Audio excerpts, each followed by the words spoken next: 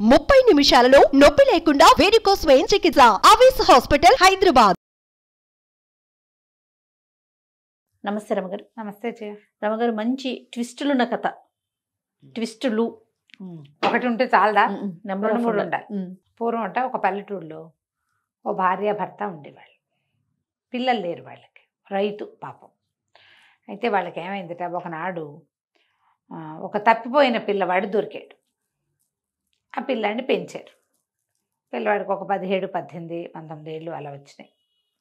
వాళ్ళతో పాటు ఉండేవాడు. ఏదో పేద రైతు, ఏదో పొలం పని చేసుకునేవాళ్ళు. ఓ పిల్లాడికి అన్నం పెట్టలేకపోతారా వాళ్ళు, వాళ్ళతో పాటు ఉండేవాడు. క్రమంగా ఏమైందట, ఆ ప్రాంతంలో కరువు వచ్చేసింది.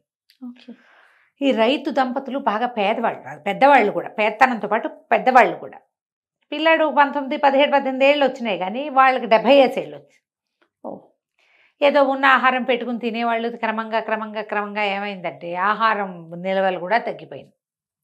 అయితే వాళ్ళు ఏమన్నారు, ఎవరే నాయన, ఈ ఊళ్ళో కాటకం వచ్చింది, మేమేదో ఇంత తిని బతకగలం, పెద్దవాళ్ళం, నువ్వేమో ఇంకా ఎదిగే పిల్లవాడివి, క్రమంగా తిండి కూడా దొరక మలమల మాడి చచ్చిపోయేలాగా ఉన్నాము, మేము ఆ ఊరు ఈ ఊరు రాలేము, ఊళ్ళో చాలామంది వలసలు వెళ్ళిపోతున్నారు, నువ్వు వెళ్ళిపో, ఇన్నాళ్ళు పెంచాం, నువ్వు ఇక్కడి నుంచి వెళ్ళిపో నాయనా అని పంపించారు.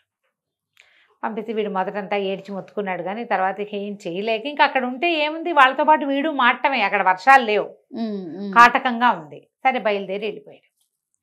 వెళ్ళగా ఏవో అడవి అవి ఇవి దాటుకుంటూ పోయాడు. కాయ కసరు ఏది కనపడితే అది కొట్టుకుని తిని, దుంపలు కనపడితే ఒక కడుక్కుని పచ్చివే తిని వెళ్తూ ఉంటే ఒక పాత పురాతనమైన కోట ఒకటి కనపడిందట. అంతా మట్టి మకిలి మశానంగా ఉంది. సరే బయట వాన వస్తోంది కదా, పడుకుని నిద్రపోయాడు. నిద్రపోయేసరికల్లా వాడికి తెల్లవారుజామున మెలకు వచ్చింది. ఎందుకు మెలకు వచ్చిందో చూస్తే వీడి భుజానికి ఏదో తగులుతోంది నిద్రలో ఉండగానే. చూస్తే అదొక చెయ్యి, ఒక చెయ్యి ఆకారంలో ఉంది. ఉలిక్కి పడి లేచాడు. చూస్తే ఇప్పుడు అది ఎట్లా తగులుతుంది, ఈ పార్ట్ ఇట్లాగా తగులుతోంది, ఈ పార్ట్లో ఒక దీపం ఉంది. లేచాడు దిగ్గున. వాడు తిండికి వాచిపోయి ఉన్నాడు, అలిసిపోయి ఉన్నాడు, ఎన్ని డక్కా మొక్కీలు తిన్నాడో. అదురుకోవాలి వాడు, భయపడాలి, కానీ అదర్లా వాడు. లేచి అదేమిటా అని పరిశీలనగా చూడడం మొదలుపెట్టాడు. ఆ దీపం పట్టుకున్న చెయ్యి ఇట్లా ముందుకు కదులుతూ వెళ్తోంది. కుర్రాడు ఏమనుకున్నాడు, ఎక్కడికో వెళ్తోంది, దీని వెనకాల వెళ్దామని దాని వెనకాల వెళ్ళటం మొదలుపెట్టాడు. ఆ దీపం పుచ్చుకున్న చెయ్యి అట్లా ముందుకు వెళ్తుంటే ఆ భవనం అంతా వెలుగ్గా కనపడటం మొదలెట్టింది. అంతకుముందు వీడు వెళ్ళినప్పుడు అది పాత కోట. లోపలికి వెళ్తూ ఉంటే లోపల పెద్ద పెద్ద గదులు, అవన్నీ పెద్ద హాలు, బోలెడన్ని సామాన్లు. అక్కడి నుంచి ఒక్కో గది చూడడం మొదలుపెట్టాడు దీపం వెలుగులో. ఓ గది నిండా బట్టలు, ఒకటి స్నానశాల, ఒకటి భోజనశాల. వీడు ఏం చేశాడు, ఇంకా చూస్తే స్నానశాలలోకి వెళ్ళి ఈ బట్టల దాంట్లో నుంచి బట్టలు తీసుకెళ్ళి స్నానశాలలో శుభ్రంగా స్నానం చేసి బట్టలు కట్టుకుని హాయిగా ఆ భోజనశాలలోకి వెళ్ళి చూస్తే మనిషి పిట్ట పురుగు లేరు లోపల. హాయిగా వడ్డించుకుని తిన్నాడు బోల్డంతా తిండి. అంతా తిరిగి చూశాడు, భవనం అంతా శుభ్రంగా తినేదాకా ఆ దీపం అటాగే పట్టుకున్నది. చుట్టూతా తిరిగాడు. తిరిగి వచ్చి మళ్ళీ తను ఎక్కడికి మొదలు పెట్టాడో అక్కడికి వచ్చాడు. అక్కడ ఒక హంసతూలిక తల్పం ఉంది. వాడు నేల మీద పడుకున్నాడు ఇందాక, ఇప్పుడు తల్పం ఉంది.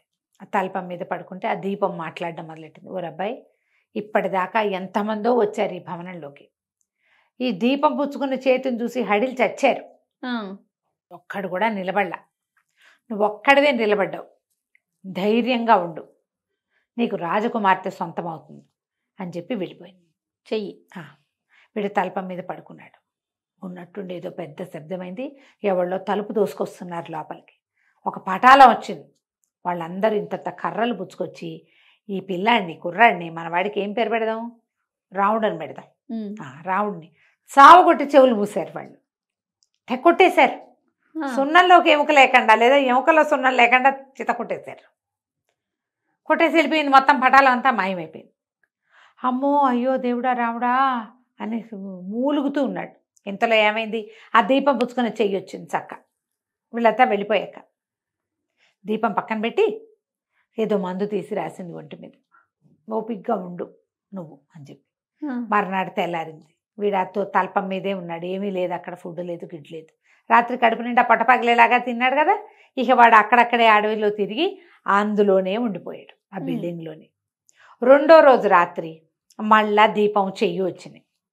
వీడేం చేశాడు, దాని వెనకాల పడిపోయి స్నానశాలలో హాయిగా బోళ్ళంతసేపు పన్నీటిని జలకాలాడి ఇంకో జత మంచి బట్టలు కట్టుకుని, ముందు రోజు దెబ్బలు తిన్నాడు కాదు, వేడి వేడి నీళ్ళు పోసుకుంటే హాయిగా సలీస్గా సుఖంగా ఉంది అనమాట. వాడికి చక్కగా అన్నం వడ్డించుకుని ముందు రోజు తినని వెరైటీలు అన్నీ రెండో వెరైటీలు తిని, ఇన్ని పళ్ళు తిని, ఐస్ క్రీములు అవి ఉంటే స్వీట్లు అవి ఉంటే అవన్నీ తిని మొత్తం భవనం అంతా తిరిగి చూసి మళ్ళీ వచ్చి మంచం మీద పడుకున్నాడు. దీపం వెళ్ళిపోయింది. అక్కడి నుంచి మళ్ళీ తలుపు తెరుచుకుని పెద్ద పటాలను లోపలికి వచ్చింది. అయ్యో చిత కొట్టి పెట్టారు వాళ్ళు. ఇదేంటమ్మా కడుపు నిండా పెడుతున్నారు, కొడుతున్నారు. అయిపోయింది. మొత్తం జనం అంతా వెళ్ళిపోయాక మళ్ళీ దీపము చెయ్యి మళ్ళీ వచ్చాయి. ఆ దీపం పక్కన పెట్టి వీడి ఒంటికి మందు రాసి వెళ్ళిపోయింది దీపం. 2 రోజులు ఇదే అయింది. మూడో రోజును కూడా అలాగే చక్కగా దీపం చెయ్యొచ్చింది. వీడన్నీ శుభ్రంగా వడ్డించుకు తిన్నాడు. చావు కొట్టించుకో దొడ్డుకర్ర దగ్గర పెట్టుకుందాం అనుకుంటున్నాడు. దొడ్డుకర్ర పెట్టుకుని మాత్రం వాళ్ళ 30-40 మంది వచ్చారు పటాలం. అదే మూడో రోజున ఏమైంది, మళ్ళీ చావు కొట్టేసి. అయినా వాడు వెళ్ళట్లా. సత్యనో దేవుడా అని పడుంటే ఈసారి మూడో రోజు దీపం పుచ్చుకుని చేయరాల ఒక అందమైన రాజకుమార్తె వచ్చింది లోపలికి. వచ్చి ఏం చేసింది, అమ్మాయి దగ్గర ఒక కొప్పెర లాంటిది, నీళ్లు పెట్టుకునేది ఒకటి, అందులోంచి మంత్రజలం తీసి చల్లింది. వీడు మొత్తం దెబ్బలన్నీ మాయమైపోయినాయి, ఏమీ లేవు దెబ్బలు. అమ్మాయి ఏం చెప్పిందంటే, నేను ఒక ఫలానా దేశపు రాజకుమార్తెని, నన్ను మా నాన్న శత్రువులు అపహరించి మంత్రబలంతో ఇక్కడ కట్టేశారు. మీకు ఈ 2 రోజులు దారి చూపించింది చెయ్యి నాదే. నేను ఇక్కడ ఉండకూడదు. నాకు ఇక్కడ వీళ్ళు ఏ మంత్రంతో నన్ను కట్టేశారో ఆ మంత్రం నాకు దొరికింది. నేను ఇక్కడి నుంచి వెళ్ళిపోతా. నువ్వు మా కోటకు వచ్చేసి నేను నిన్ను పెళ్లి చేసుకుంటాను. నీ వల్లే నేను బయటపడ్డా. ఎంతమందో ఈ కోటలోకి వచ్చారు నా కోసం, అన్ని తెలిసి వచ్చిన వాళ్ళు ఉన్నారు, తెలియక వచ్చిన వాళ్ళు ఉన్నారు. ప్రతి వాళ్ళు మొదటి రోజు దెబ్బలకి మొదటి వాడు దీపం చేయి చూడంగానే పారిపోయిన వాళ్ళు కొంతమంది, మొదటి రోజు చావు దెబ్బలు తిన్నాక పారిపోయిన వాళ్ళు ఇంకొంతమంది. మూడో రోజు దాకా ఎవరు ఉండలేదు. రాజకుమార్తె దక్కుతుందన్న ఆశతోటి ఉన్నావు, నేను నీకు దక్కుతా, మా కోటగిరా అని చెప్పి వెళ్ళిపోయింది. అమ్మాయి మాయమైపోయింది. ఎప్పుడైతే ఆ అమ్మాయి మాయమైపోయిందో వీడు చక్కటి బట్టలు కట్టుకుని హంసతూలికా తల్పం మీద ఉన్నాడు చూడు, ఢామ్ అని నేల మీద పడ్డాడు. వాడి ఒంటి మీద బట్టలు చింకి జీర్ణాలు అయిపోయినాయి. ఆ హంసతూలికా తల్పం మాయమైపోయింది. ఆ భవనం పాడుగొట్లాడుకుంటూ పాత భవనం. ఇది ఉన్నదేమో ఒక అడవిలో. వాళ్ళు చెప్పిన ఫలానా రాజ్యం అక్కడెక్కడో. వీడేం చేస్తాడు, ఎటా వెళ్తాడు అక్కడికి. ఆ అమ్మాయి ఏమనుకుంది, బహుశా వాడు శక్తితోటి వస్తాడు అనుకుంది. వాడికి శక్తి లేదు, వాడు మామూలు వాడు. ఏమనుకుందో రమ్మని చెప్పి వెళ్ళిపోయింది అంతే. వీడు మరీ ఇంత పేదవాడని వాడి దగ్గర ఏం లేదని అమ్మాయికి తెలిసి ఉండదు, వెళ్ళిపోయింది. ఎప్పుడైతే రాజకుమార్తె తన రాజ్యంలోకి చేరిపోయిందో మంత్రం కట్టు విడిపోయింది. రాకుమార్తె అక్కడ ఒక శరీరం ఉంది, అమ్మాయిది ఆత్మ ఇక్కడ ఉందన్నమాట. ఆ మెలకు వచ్చింది. మెలకు రాగానే మంత్రకట్టు విడిపోయింది. రాకుమార్తెకి మెలకు వచ్చేసిందని ఆ రాజభవనంలో అంతా పండగలు చేసుకున్నారు. ఎన్నాళ్ళ నుంచో అమ్మాయి అలా ఉండిపోయింది. పిల్ల శరీరం పెరుగుతూనే ఉంది. 10 ఏళ్ల వయసులో తీసుకొచ్చి పడేశారు ఇక్కడ. ఇప్పుడు ఒక 17-18 ఏళ్ళు వచ్చినాయి. పిల్ల బాడీ పెరిగింది, 18 ఏళ్ళ పిల్లకానే ఉంది. దాంతో వాళ్ళు ఏమనుకున్నారు, పిల్ల పెద్దదైపోయింది, ఇక పెళ్లి చేసేద్దాం అనుకున్నారు. ఈ అబ్బాయి వస్తాడేమో అని చూస్తోంది. వాడు రావటల్లా, ఎప్పటికీ రాలేదు.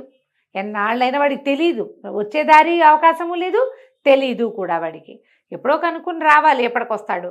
ఈ అమ్మాయి ఊరుకుంది మాట్లాడకుండా. ఇంకేం చేయాలి, కానీ దిగులుగా ఉంది. వాడు కదా నన్ను కాపాడాడు, లేకపోతే ఇట్లాగే డెడ్ బాడీ లాగా ఇక్కడ పడుండేదాన్ని.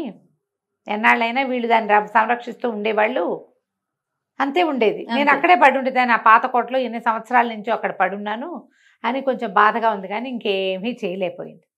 కొంతకాలం గడిచేసరికల్లా రాజుగారు ఏమనుకున్నారు, రాజకుమార్తెకి పెళ్లి సంబంధం కుదిర్చారు. కాదని ఇట్లా చెప్తుంది, అవతల వ్యక్తి ఎవడైనా ఉండాలిగా. సరే, సంబంధం కుదిరేసరికల్లా ఏమైంది, రాజకుమార్తెని రాజకుమారుణ్ణి ఇద్దరిని ఊరేగింపుకి తీసుకుపోయారు. ఇంకా పెళ్ళి అవ్వాల, రేపొద్దున పెళ్ళి. ముందు రోజు ఊళ్ళో ఊరేగాలి. ఇద్దరిని ఒక రథం ఎక్కించారు. రథం ఎక్కిస్తే ఆ రథం మీద వెళ్తూ అది మొత్తం ఊరంతా తిరుగుతాయి అన్నమాట. ఆ ఊరేగింపు సరిగ్గా కోట తలుపు దగ్గర దాటుతుంటే కోట తలుపులోంచి అప్పుడే మన ఈ రాముడు చింకి గుడ్డలతోటి లోపలికి వచ్చాడు. కోట వస్తుంటాయి కదా, ఈ అమ్మాయి అంతా వెతుకుతోంది. కనపడుతున్న జనాల్లో వాళ్ళ కేసు చూస్తుంది అనమాట. ఊరికే చెయ్యి పటల్లా రాకుమార్తెలాగా మనుషుల్లో ఎక్కడైనా వాడు కనపడతాడేమో చూస్తుంది. అప్పుడే కోట తలుపుల్లో నుంచి బయటకు వస్తున్న వాడిని చూసేసరికల్లా ఆశ్చర్యపోయింది. వీడే మనవాడు అనుకుని బండి ఆపించింది. ఆ రాజకుమారుడిని అడిగింది, నా దగ్గర ఒక పెద్ద పెట్టు ఉంది, దానికి చక్కటి తాళం వేశాను నేను, తాళం చెవి కాస్త పోయింది. తాళం చెవి పోయింది. చాలా రోజులు చూసి ఒక కొత్త తాళం చెవి చేయించాను. కొత్త తాళం చెవి చేయించుకున్నాక పాత తాళం దొరికింది. నేను ఏ తాళం వాడాలో చెప్పు అని అడిగింది. రాకుమారుడు అన్నాడు, కొత్త తాళం ఎప్పుడు డూప్లికేటే, పాతది ఒరిజినల్ కదా, నువ్వు ఒరిజినల్దే వాడాలి అనగానే ఈ అమ్మాయి ఏం చేసింది, సైనికుడిని పిలిచి, ఒరే ఆ వస్తున్న అతన్ని జాగ్రత్తగా రథంలో కూర్చోబెట్టు అని చెప్పి ఈ రాజకుమారుడిని తీసుకెళ్ళింది అతని దగ్గరికి. నేను 7 సంవత్సరాలు మంత్రకట్టులో ఉన్నా, నా శరీరమే ఇక్కడుంది, నా ఆత్మ ఒక ఫలానా పురాతన కోటలో ఉంది, ఆ కోటలో నుంచి నన్ను రక్షించిన వాడితను, వాడెవడో నాకు తెలియదు కానీ నన్ను రక్షించాడు. నా మంత్రకట్టు విడిపోవడానికి వీడు 3 రోజులు చావు దెబ్బలు తిన్నాడు వాళ్ళతోటి, ఆ మంత్రశక్తి శక్తులతోటి దెబ్బలు తిని నన్ను మళ్ళీ నా శరీరంలోకి ప్రవేశించేలాంటి అవకాశం నాకు ఇచ్చాడు. నేను అతన్ని పెళ్లి చేసుకోవాలనుకున్నాను, నన్ను రక్షించాడు కాబట్టి. ఇతను ఎప్పటికీ రాలేదని మా నాన్న నీ సంబంధం కుదిర్చాడు. ఇంకేం చేస్తాను, తాళం పోగొట్టుకున్నారు కాబట్టి కొత్త తాళానికి సరద్దామనుకున్నాను, కానీ ఇతను కనపడ్డాడు, ఇతనే నా పాత తాళం చెవి అని చెప్పింది. రాకుమారుడు వెంటనే డ్రాప్ అయిపోయాడు. పర్వాలేదు, మేము వెనక్కి వెళ్ళిపోతాం, నీ పెళ్లి వేడుకలు చూసి వెళ్తామని చెప్పాడు. తండ్రి కూడా రాజకుమారుడు ఒప్పుకున్నాడు కాబట్టి ఇంకా ఆయన ఏం అనలేపాడు. వాళ్ళకి తెలుసు ఇన్నేళ్ళు మంత్రకట్టులో ఉంది, ఆ పిల్ల జీవం లేకుండా ఉంది అని. ఇవి రాముడిని తీసుకుపోయి శుభ్రంగా స్నానాలు పానాలు చేసి వాడు చక్కటి వాడే. కొద్ది రోజులు బాగా పోషించాక రాజకుమార్తెనిచ్చి వివాహం చేశారు. కథ కంచికి మనం ఇంటికి. చాలా బాగుందండి. 2 ట్విస్టులు ఉన్నాయి. ఉన్నాయి రమ్మగారు. నమస్తే. నమస్తే. సుమన్ టీవీలో మీ పర్సనల్ అండ్ బిజినెస్ ప్రమోషన్స్ కోసం కింది నెంబర్కి కాంటాక్ట్ చేయండి.